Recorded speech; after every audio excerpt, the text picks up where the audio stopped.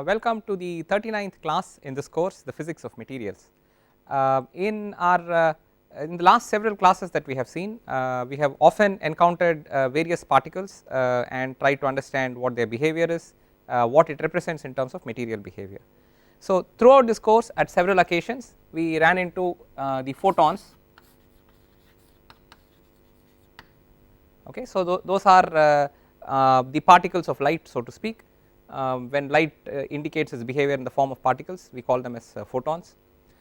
We also looked at vibrations in the lattice and said that those are waves, but you could also look at them as particles because the manner in which they interact with respect to energy, the way they pick up energy, the way they lose energy, that is also still quantized, and so in a sense they behave like particles. Those particles of lattice waves are referred to as phonons.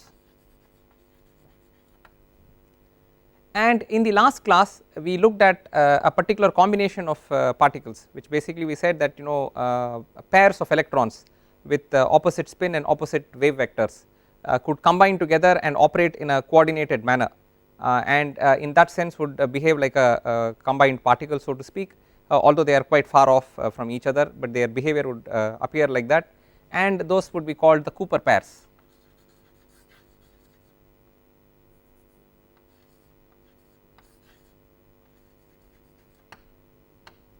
Okay, so we saw these, so this is what we saw last class, and so these are all the are some of the particles that we have seen through the course. As it turns out, and as I mentioned in the last class, all of these have characteristics that are common to them, and which makes them a certain type of particle which is called a boson. Okay, so this is a boson, each of them is a boson, and one of the requirements for the particle to be a boson is that it has to have integer spin. So an electron by itself has half integer spin. Okay, so half we say plus or minus half, spin is plus or minus half we say, so it has half integer spin, and therefore by itself it would actually qualify as a fermion. So a Fermi-Dirac statistics is what it would follow. But Cooper pairs, for example, to the extent that they behave as a combined entity, they are actually having a net spin of 0, and therefore it now suddenly shows you an integer spin, and therefore it satisfies the requirement for it being a boson, and so do phonons and photons. So they have integer spin, so they satisfy the criterion for being a boson. So so this is what they are.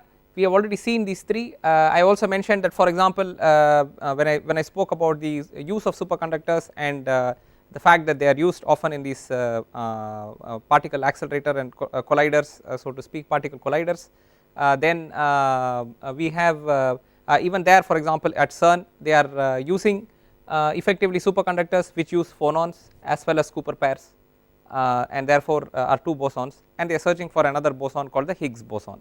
So at the time of recording these lectures, that is what is being done. So it is of interest, therefore, since we have discussed these in detail, to see what is a boson, what is that behavior that characterizes a boson, what is the distribution, because we always say when you look at a set of particles, we would like to know in terms of energy how are those particles distributed, because that gives you a very good feel for what will that a system of such particles do when they are subject to a certain condition. Okay, so that is why we need these kinds of information. Bosons, they get their name because they are credited to Bose, Satyendranath Bose, who first proposed this, and essentially they follow a statistical distribution referred to as the Bose-Einstein Statistics.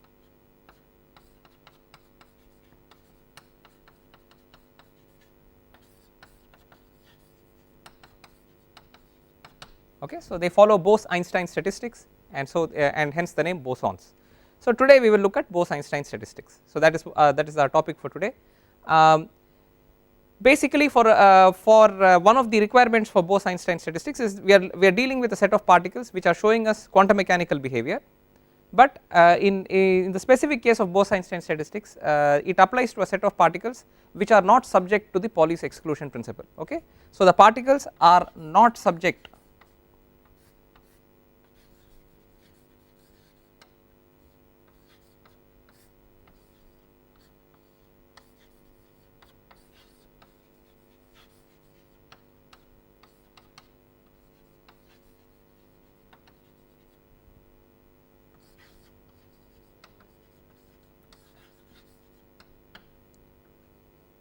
Okay, so these are particles that are not subject to the Pauli's exclusion principle. They are quantum mechanical in their behavior, but they are not subject to the Pauli's exclusion principle. This is very important because when we did the Fermi-Dirac statistical distribution, this was the main principle that we incorporated. We had the Pauli's exclusion principles there. Okay, so it is in this fundamental sense that this distribution differs from what we are doing for the Fermi-Dirac distribution.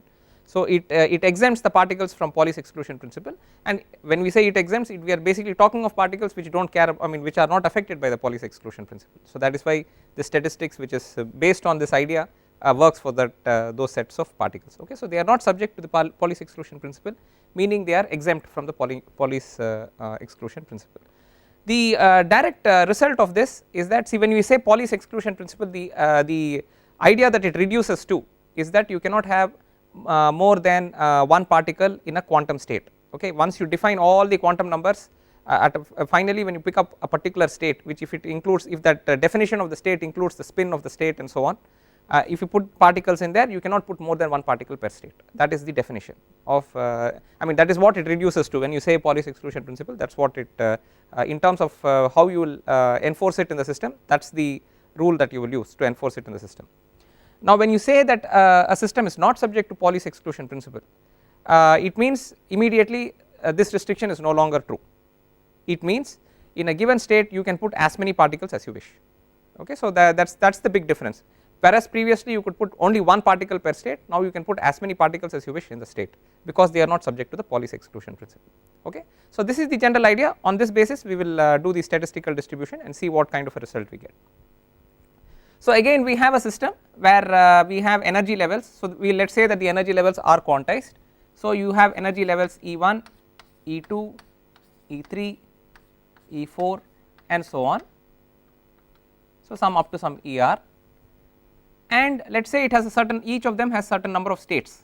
So S1, S2, S3, S4 and so on, SR.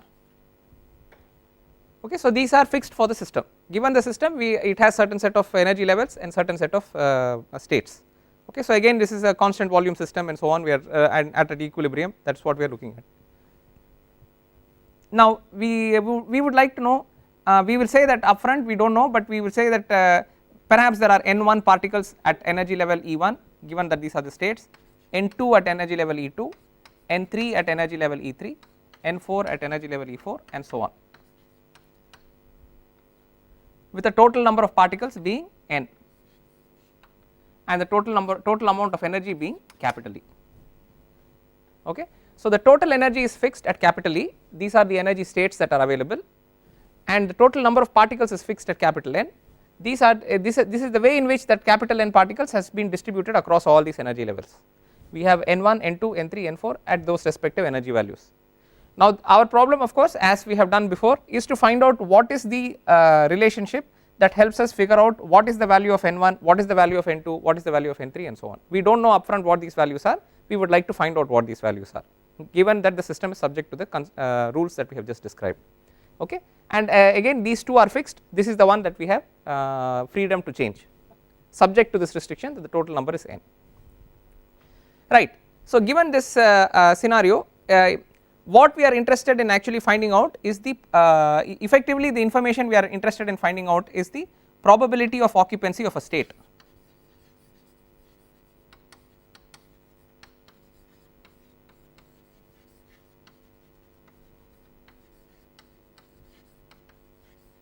At energy level EI.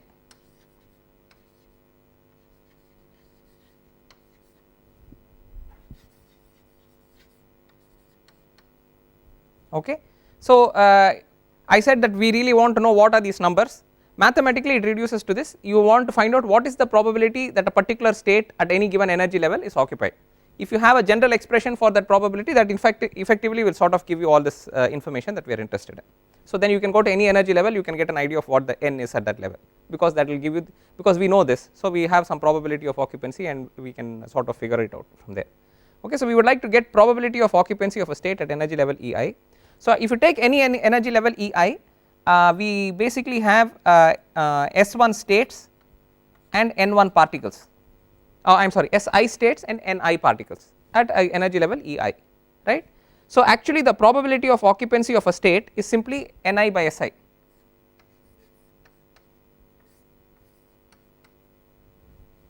Okay, so this is all this is the probability of, you have Si states, you have Ni particles, so what is the chances that a particular state at this one of these states is occupied? It is simply Ni by Si. So this is all we are interested in. So actually, so the problem actually reduces to finding out an expression for this. We want an expression for this based on the conditions that are imposed on the system. So this is the expression we are interested in. Once we get an expression for this, we sort of have the answer for the information that we are looking for. Okay, so that is all we are going to try and do in this class. Now so let us get on to the mathematics of how we go about it. What we will do is we are now faced with a slightly different situation than what we have dealt with before, and that is simply that since Pauli's exclusion principle does not apply, any number of particles could be sitting at a given state. Okay, so therefore what we actually have is we have S1 states and N1 Si states and Ni particles, and really you can mix them up in any which way you want at a given energy level Ei. Okay, so there, since any number of them could sit in one particular state, there is we are free to mix them up in any which way that you wish. So we will just put down here. We have, let us say, Ni particles, which I will mark as x with small x's here, and then we have some states, some arbitrary number of states we have. These are the particles, these are the states. We would like to put these particles into these states in any which way that you want. Now in general, if you have so you have what is this mathematically? You have Si items of one kind and Ni items of another kind. What is the ways in which you can mix these two up? That is in how many ways can you arrange these, given that you have Si items of one kind and Ni items of another kind.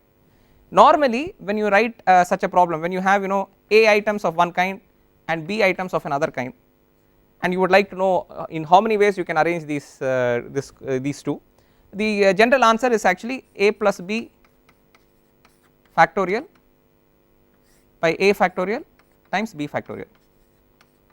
This is the general answer for this kind of a problem.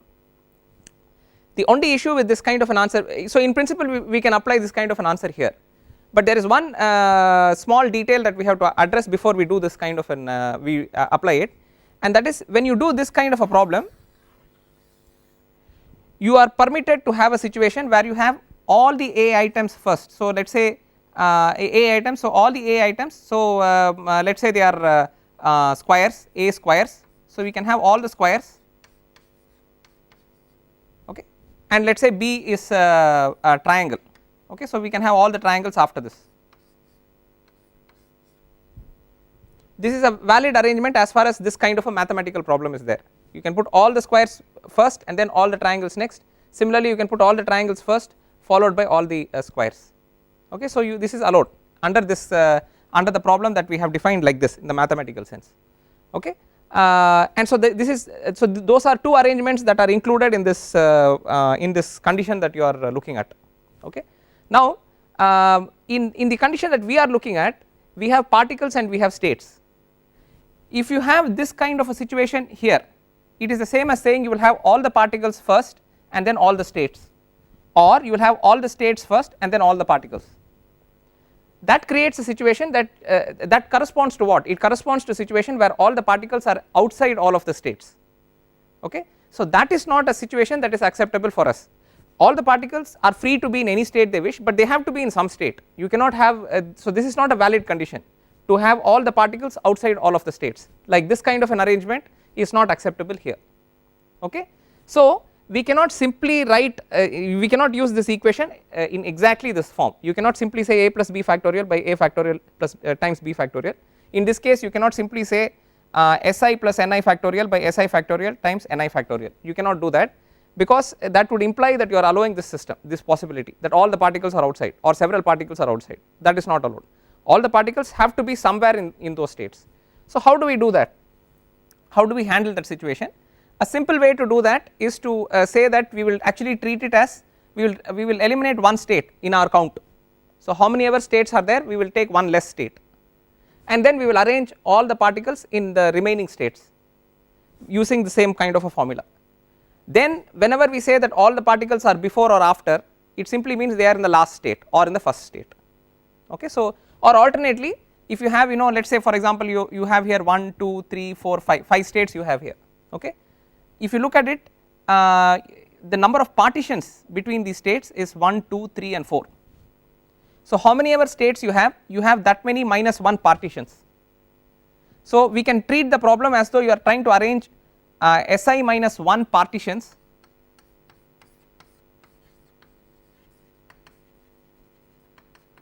and Ni particles in any which way that you can. If you treat it as Si minus 1 partitions, you will never have a situation where all the particles are outside the states, because if all the partitions occur before the particles, then you have all the particles sitting in this last state, because all the 4 partitions are before all the particles, right. If the other example that we have is all the 4 partitions are in the end, the particles are before that all the 4 partitions, so therefore they are in the first state. So you can now not worry about this situation that we just described. The particles will never be outside these states, they will be stuck within these states, and regardless of what possibility you look at, you can always come back to this picture and you can see that they are either in the first state or in the last state or in some of the states in the middle. So therefore that issue is addressed. So instead of directly just using Si and Ni, which can create this kind of a controversy, we will use Si minus 1 and Ni, okay. So if you use that, all the possibilities are addressed reasonably, okay. So we will do that. So therefore we now have, if you use now this formula, we will have Ni plus Si minus 1 factorial by Ni factorial times Si minus 1 factorial. This we will designate as omega Ni,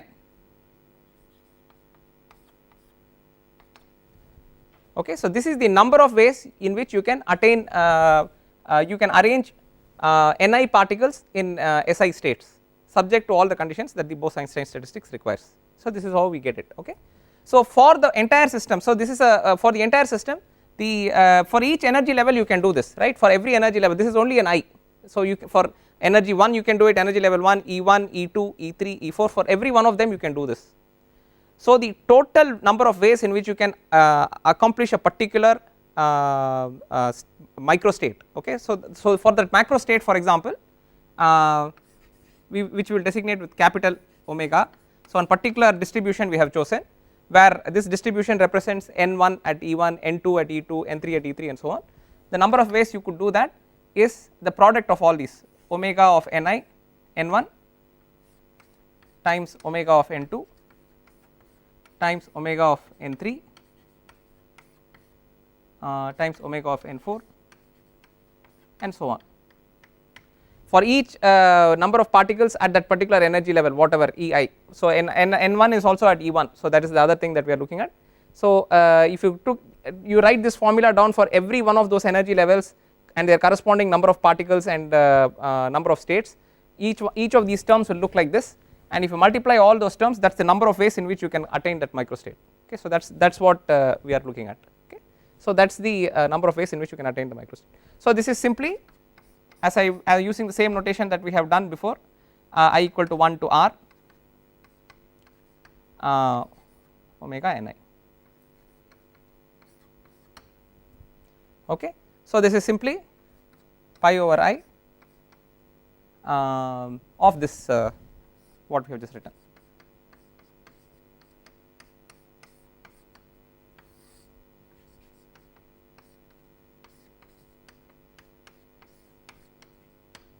This is omega n bar. So of course, so this is the expression that we have. As we have always stated that for when we use quantum mechanical when we look at statistical mechanical approach of dealing with such problems, which is what we are doing now, the idea is that we would like to find the conditions here which maximize this omega n bar. So that would represent the microstate with the maximum number of ways that it is possible to attain that microstate, okay, and that would then represent the equilibrium state of the system, because as we have discussed before, the most probable state is more probable than all the other states combined. We discussed that in detail before, so we will just accept it now. So that is what we are going to do, okay. So we are going to try and maximize this, and also in general, if you look at omega n bar, it is of the form that whether you maximize this or you maximize the log of this, both of them will give you the same result. The two functions are such that ln omega n bar and omega n bar will behave in such a way that when you maximize omega n bar, ln omega n bar maximizes. Similarly, when ln omega n bar reaches a maximum, whatever is that condition, same condition omega n bar will maximize, and mathematically it is easier to handle ln omega n bar. So that is what we will do. So rewriting it, we have omega n bar is pi over I ni plus Si minus 1 factorial by ni factorial times Si minus 1 factorial. So if you take the ln of this, it is simply, now it becomes a sum. What was a product? Because you have taken natural logarithm of this product, you get it becomes a sum. It is ln ni plus Si minus 1 factorial minus, we can put this under bracket because it is sum over the same I is in for every term, it is the same I, minus ln ni factorial minus ln Si minus 1 factorial.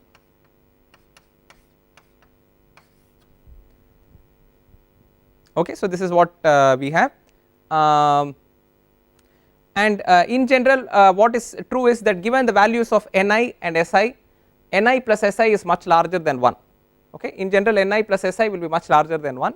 So ni plus Si minus 1 can be reasonably approximated to ni plus Si, okay, because it is larger than minus 1.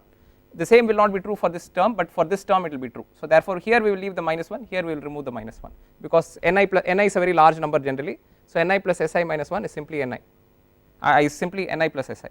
So we can do that here. So this is simply that is one thing, one change we will make, plus we will use Stirling's approximation.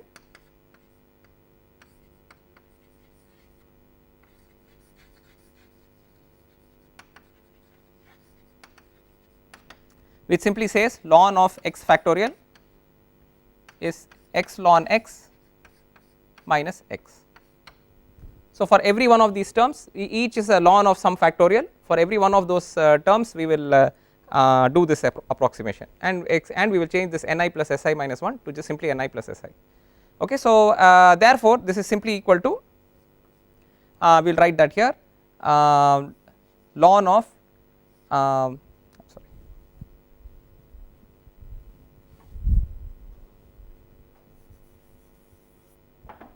so this is ni plus Si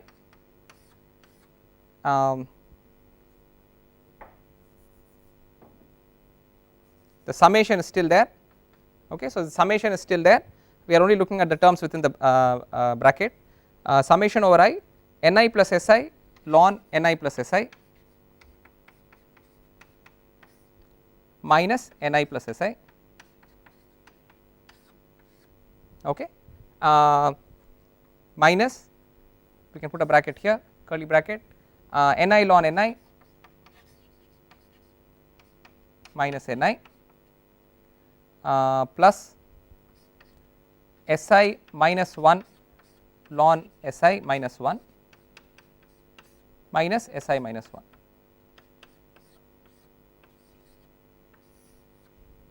Okay, so this is what we have. Now if you look at it, there is a minus ni here and there is a minus of minus ni, so that is a plus ni, so this ni and this ni will cancel. Again there is a minus Si here, there is a minus of minus Si here, so this Si's will cancel.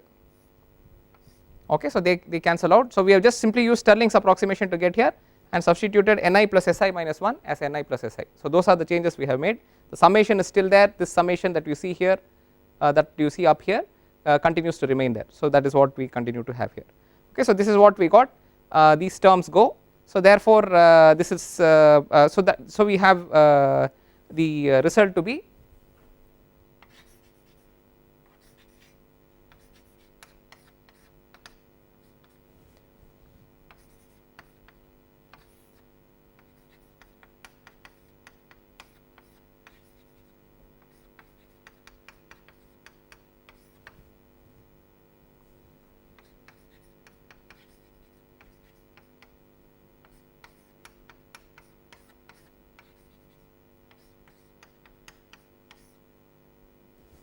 and then a plus 1 will be there. No, you will have a minus of minus, so it is plus minus 1 will be there, a minus 1 there. So there are 3 minuses here, minus, minus and minus, so you have a minus 1 there. So this is the result that we have got. Now as we have always discussed, you know, if you are maximizing this, then effectively, you know, the differential of this with respect to Ni, the variable you have here is only Ni. So if you are maximizing this, the differential of this with respect to Ni should be a 0, and we can also write it as simply as del ln Wn bar should be equal to 0, where you are effectively differentiating that with respect to Ni. So everything else is a constant here, Si is a constant, right, and of course 1 is a constant. So now when you differentiate it, this is entirely a constant, 1 is a constant, all of this term is a constant, so this entire thing simply reduces to 0. So we will only have terms coming from the first term and the second term here, this simply disappears, right. So if you write it down, we get so this implies that sigma over I Ni plus Si, let us differentiate this term, so that will be 1 by Ni plus Si times del Ni, because that Ni will be differentiated, that is del Ni, and you can also differentiate the Ni here, so plus del Ni, again Si is a constant, so that goes to 0, times ln Ni plus Si, right. Now you take the second term, again you will have minus Ni by 1 by Ni del Ni, and also minus del Ni ln Ni. So that is this will give you 2 terms because you have 2 Ni's here, and this also gives you 2 terms because you have 2 Ni's. So these are the 4 terms that you get.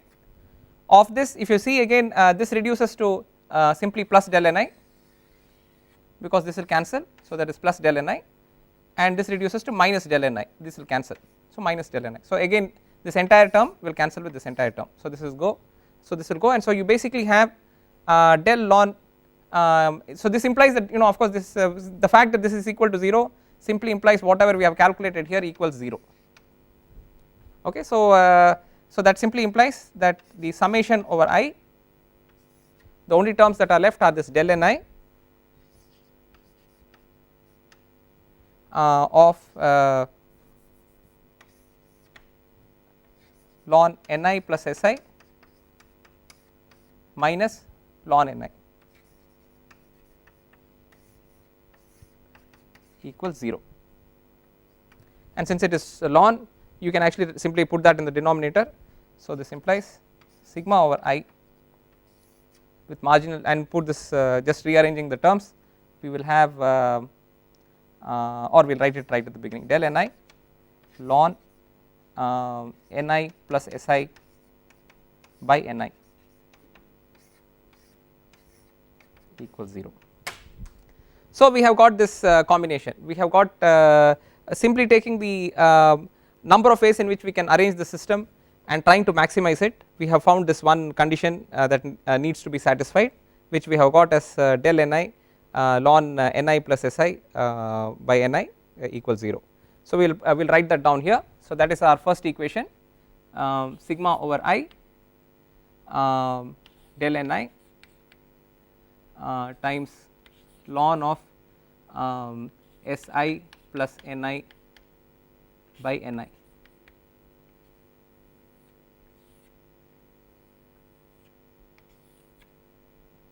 equals 0, okay. So this is the condition that we have got. So this is equation 1. As before, the total energy in the system is conserved and the total number of particles in the system is conserved. Conserved meaning you cannot increase or decrease this, the number of particles is already there, you have no choice in it, it is not going to change.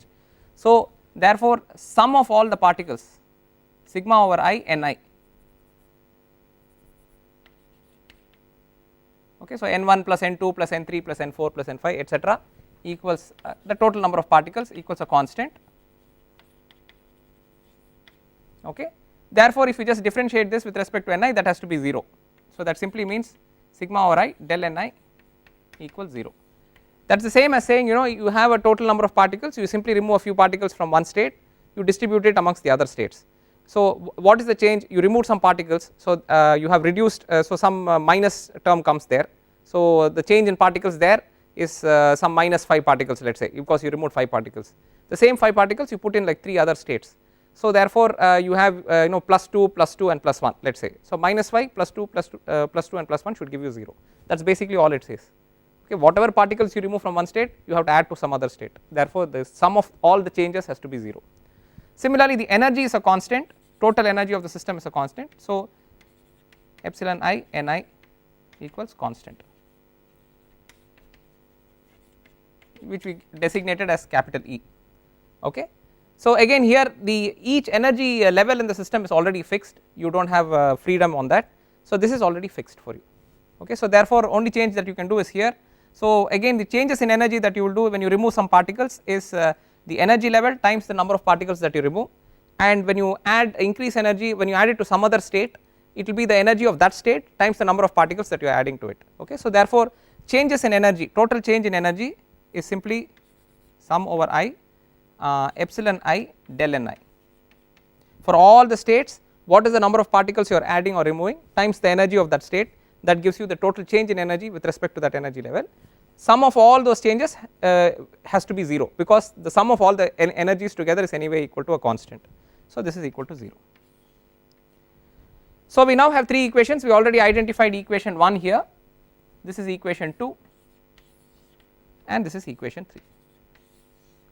Okay, so we have 3 equations, and what we will do is effectively as we have done before when we looked at Maxwell-Boltzmann statistics and we also looked at the Fermi-Dirac statistics, what we will do is we will use the Lagrange method of undetermined multipliers, and then we will solve this system. So we are going to use the Lagrange method of undetermined multipliers.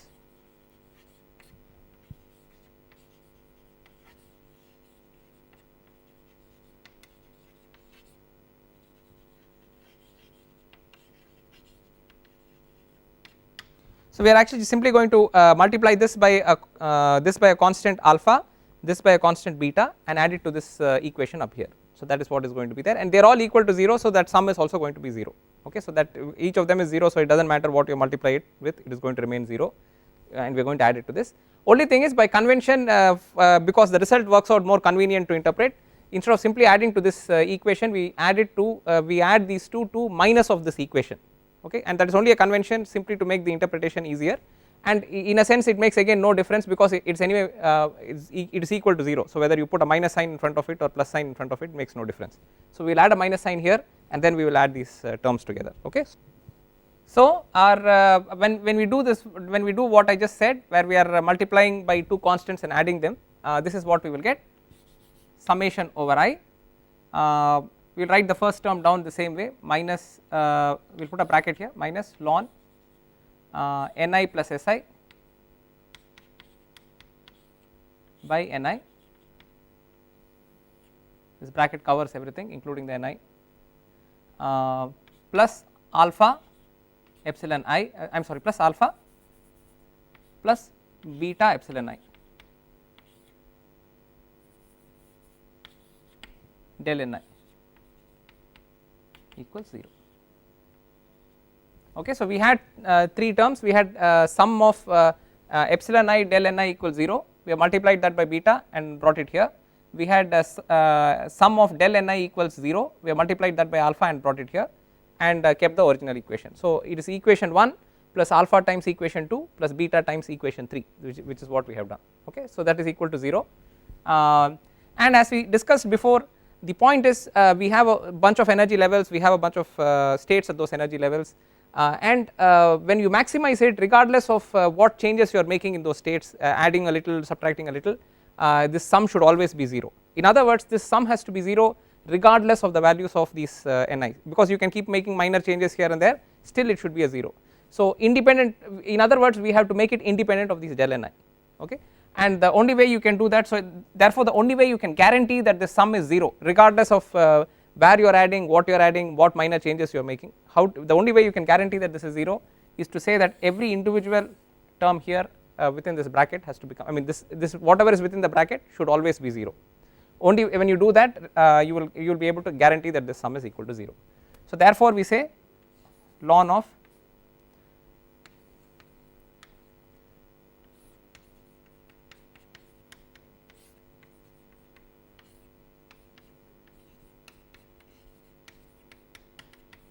this is the term within the bracket.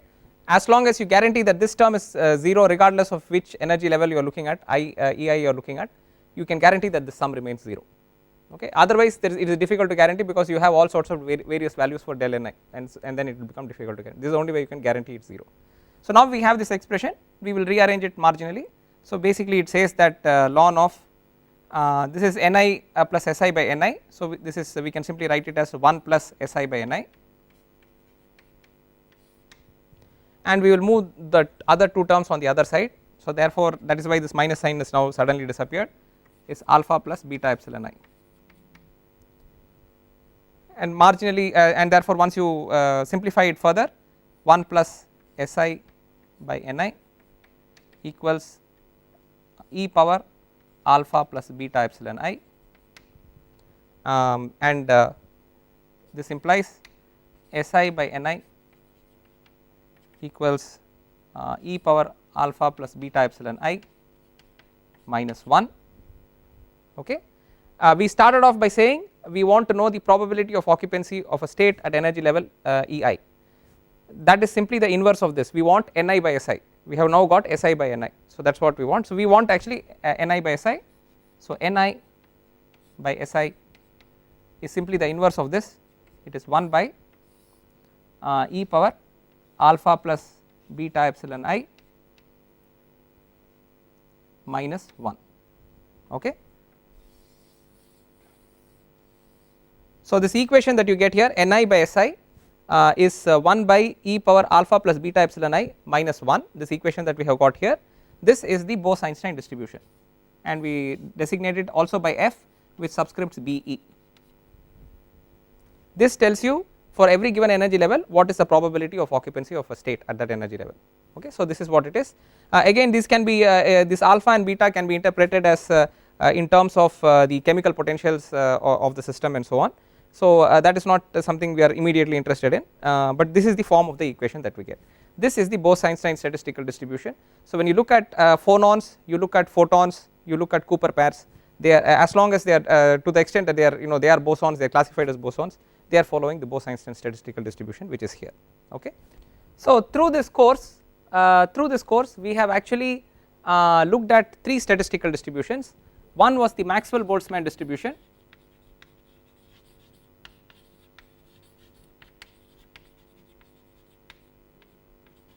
okay, and that basically was that we got we could write it as P equals P of E equals some P naught e to the power minus Ei by kBt. If you just write it in the denominator, it will be e power Ei by kBt.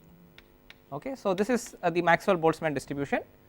This applies to classical particles. We also got the Fermi-Dirac distribution. This works for fermions. So electrons would classify as fermions. There we got f of E, okay, is f of E is 1 by 1 plus e power E minus Ef by kBt. Okay. So this is where Fermi energy and so on we had there. So this is what we got, and now we have got the Bose-Einstein distribution.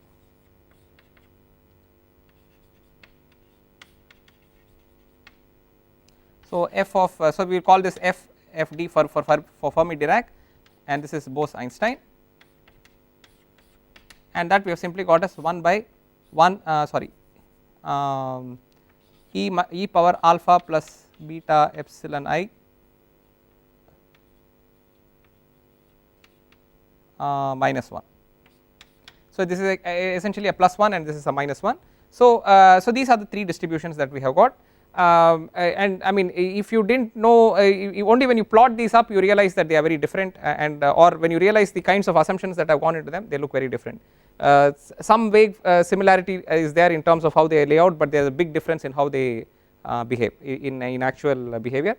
And in fact, in a sense, this is the Maxwell-Boltzmann distribution is considered the extreme approximation of these two. So under the right kind of conditions these kinds of particles would actually reduce to looking like classical particles under the right kind of conditions, but in general these are separate sets of particles. Okay, so they are very distinctly different in how they behave, how they are distributed across energy, and therefore what you can expect from a system consisting of particles of any one kind when they are subject to certain experimental conditions. Now we have spoken about the Bose-Einstein distribution because we have already encountered 3 bosons in our discussion, and there are some peculiarities of it about of these bosons which is what we will familiarize ourselves with. As I mentioned, the Bose-Einstein distribution, since it consists of it is addressing a set of particles that are displaying quantum mechanical behavior but are exempt from the Pauli's exclusion principle, there is no limit to the number of particles you can place in a given state.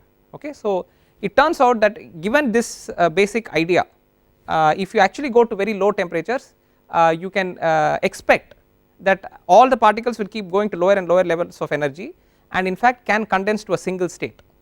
Okay, so can condense to a single state. This kind of situation where all the particles in the system actually settle down to a single state at very low temperatures is called a Bose-Einstein condensate.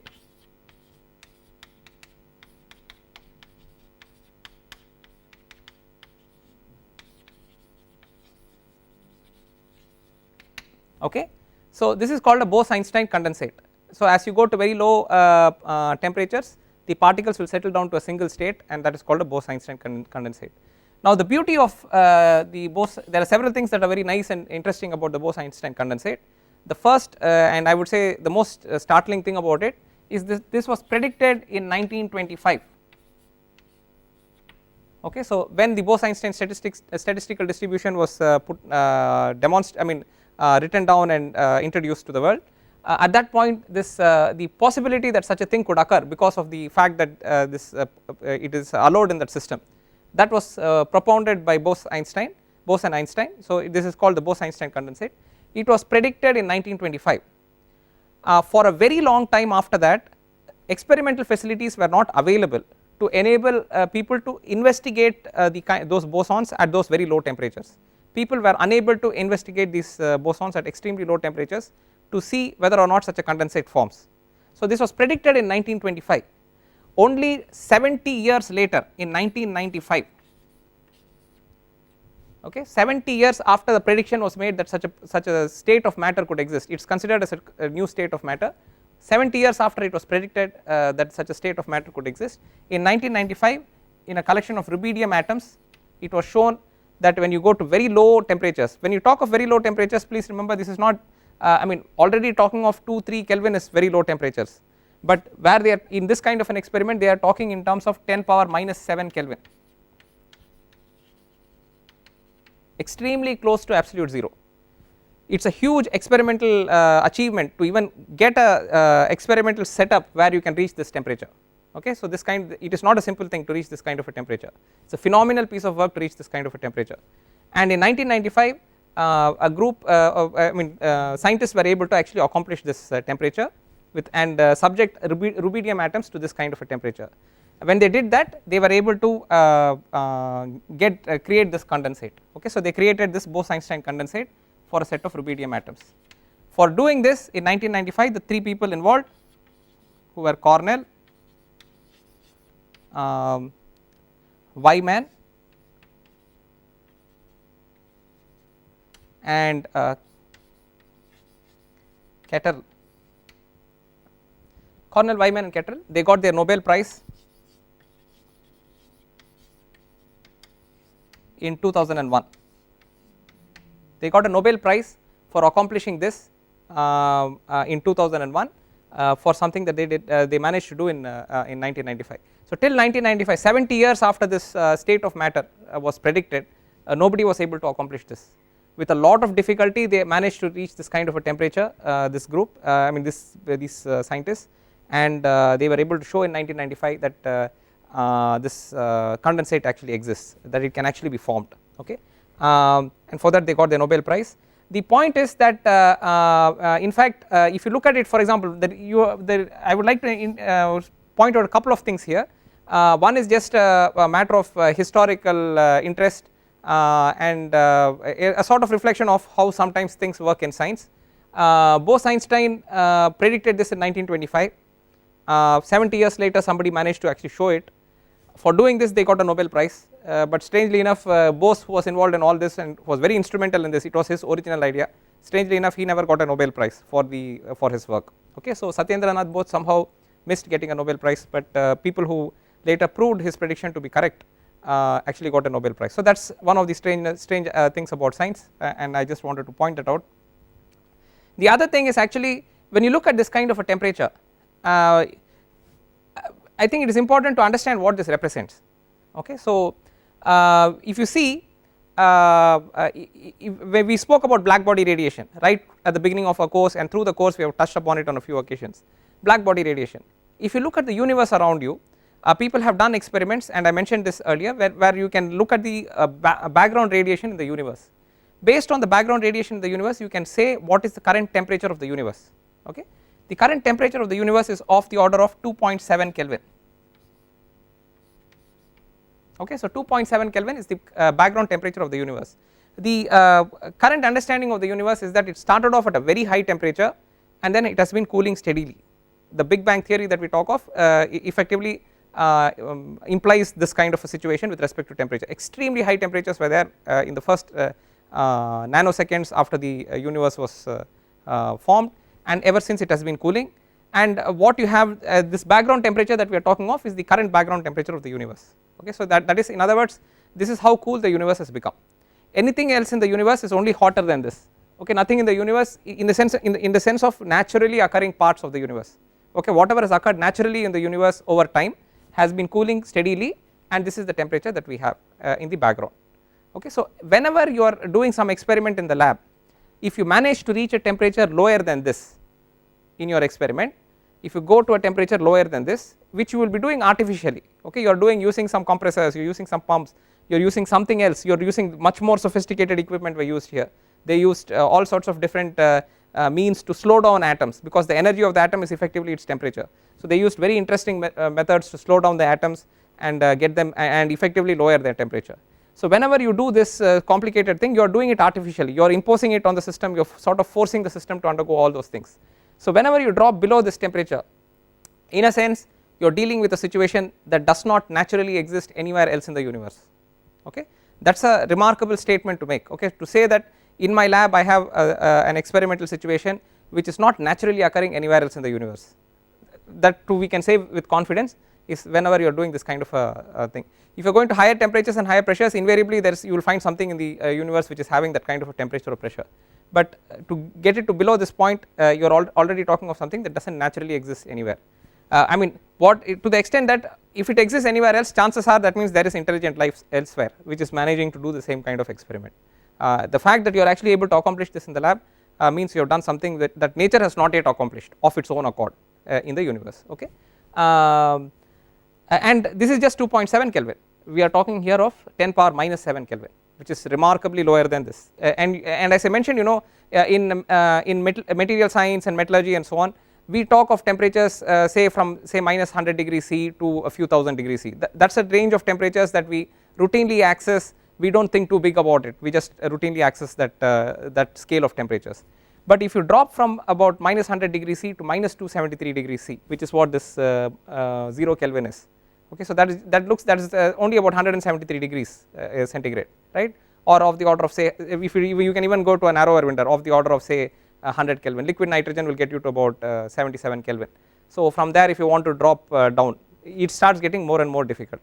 So liquid helium will get you, liquid hydrogen, liquid helium will all get you into that 10 Kelvin or thereabouts, right. So from there to drop down to 0 Kelvin, the last 10 degrees starts getting to be very, very difficult. It is not easy to get you down the last 10 degrees. Certainly as you start dropping into the last few degrees, it's a remarkable piece of work to get to that kind of temperature. That is the reason it took 70 years to go from whatever was predicted to actually demonstrated in the lab. Simply not being able to cool a system down to that temperature, that was the experimental difficulty. So you talk of, you know, highly sophisticated experiments and whatnot. This is a highly sophisticated experiment, but what were they doing? They were simply lowering the temperature. That is the basic that is the fundamental thing that they were doing. There were of course lot of other things that they were doing, but that is the fundamental thing that they were doing, lowering the temperature. So lowering the temperature is itself a very phenomenal experimental accomplishment. Okay, so in this process they were able to show the Bose-Einstein condensate. So to sum up, today what we have seen is we have looked at bosons in much greater detail. We have looked at the conditions that are relevant to the particles that are classified as bosons. We have looked and we have used those conditions and looked at the distribution across energy levels that the bosons will demonstrate.